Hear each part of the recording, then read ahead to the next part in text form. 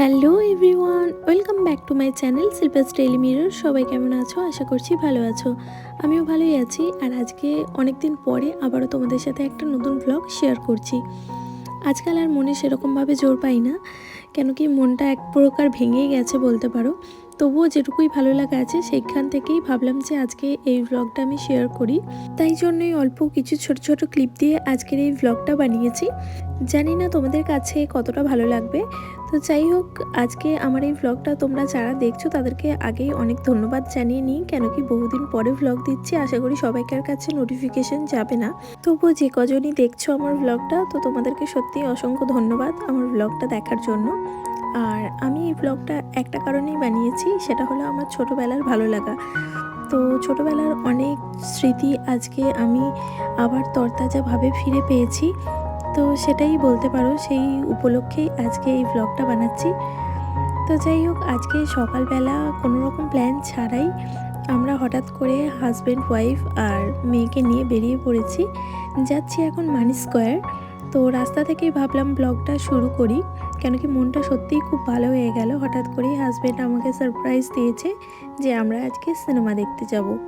আর ও যেহেতু আমাকে না জানিয়ে টিকিটটা কেটে ফেলেছিল, তো ক্যান্সেল করার তো কোনো কথাই হয় না। আর তার উপরে যখন সিনেমার নাম খাদান, সত্যি কথা বলতে এই সিনেমাটা নিয়ে এমনিতেই আমার প্রচণ্ড এক্সপেকটেশন ছিল, আর সেটা তো অলরেডি ফুলফিল হয়ে গেছে। যারা দেখেছো তারা জানো, আর যারা দেখোনি তারা অবশ্যই করে দেখো, কেন কি সত্যি দেখার মতো একটা সিনেমা। বহু বছর পরে এরকম একটা ভালো সিনেমা দেখলাম, তো খুবই খুশি হয়ে গেছি বলতে পারো। আর তার থেকেও বড় ব্যাপার কি বলো তো, ছোটোবেলার ক্রাশ দেবদা। আর মানে সুপারস্টার দেবদাকে নিয়ে তো কোনো কিছু বলার নেই। দেবদা জিদ্দা সবাইকেই খুবই ভালো লাগে, তবে দেবদার প্রতি ভালো লাগাটা একটু অন্য রকমেরই। তো সেই কারণে প্রচুর এক্সাইটমেন্ট ছিল, আর সেই এক্সাইটমেন্ট নিয়ে পৌঁছে গেছি, দেখতেই পাচ্ছ, মানি স্কোয়ারে।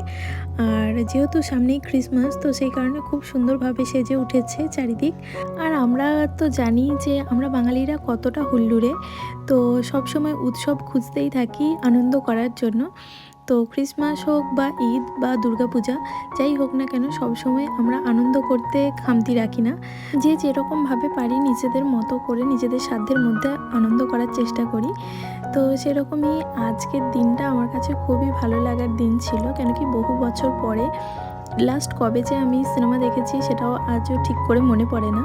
তো হলে গিয়ে সিনেমা অনেক বছর পরে আবার দেখলাম। আর তার সাথে উপরি পাওনা পেলাম এই যে মলের ভিতরে সুন্দর ক্রিসমাস ডেকোরেশন, তো অসাধারণ লাগলো।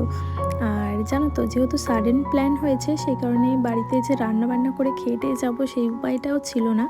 তো সেই কারণেই আমরা বেরিয়ে পড়েছিলাম হঠাৎ করেই। আর গিয়ে আমরা ওয়াও মোমোতে চলে গিয়েছিলাম। আর ওয়াও মোমো থেকে আমরা দুপুরের লাঞ্চটা কমপ্লিট করেছি। আর এখানে একটা ঘটনা ঘটেছিল, কি বলো তো, আমরা যেহেতু সিজলার অর্ডার করেছিলাম, তো লাস্ট আমরা দার্জিলিংয়ে যখন গিয়েছিলাম তখন সিজলার খেয়েছিলাম।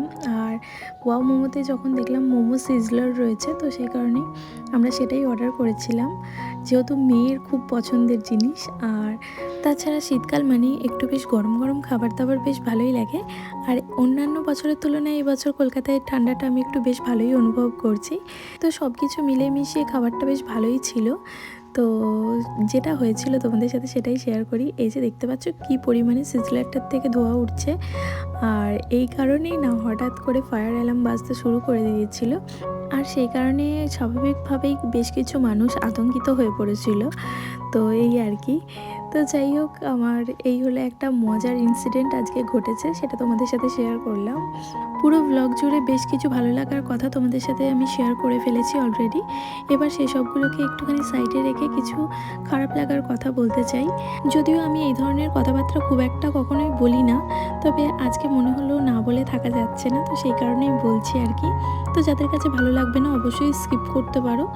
আজকাল আমরা দেখতে পাচ্ছি যে সোশ্যাল মিডিয়া প্ল্যাটফর্ম, সেখানে ইউটিউব বলো বা ফেসবুক, সমস্ত জায়গায় এখন সিনেমা নিয়ে কন্ট্রোভার্সি দেখতে পাচ্ছি।